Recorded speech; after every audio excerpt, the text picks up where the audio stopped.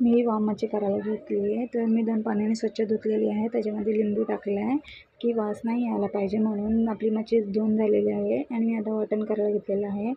वाटणमध्ये जे तुम्हाला पाहिजे असेल ते तुम्ही टाकू शकता. आपलं वाटण तयार झालेलं आहे. आता मी एका साईडला घेतली कढई, कढईमध्ये घेतले तेल. तेल गरम झालेलं आहे, त्याच्यामध्ये लसूण टाकलेलं आहे मी. बघा तुम्ही तडक्याला. आता आपलं जे वाटण होतं ते आपण फ्राय करणार आहोत तेलामध्ये टाकून.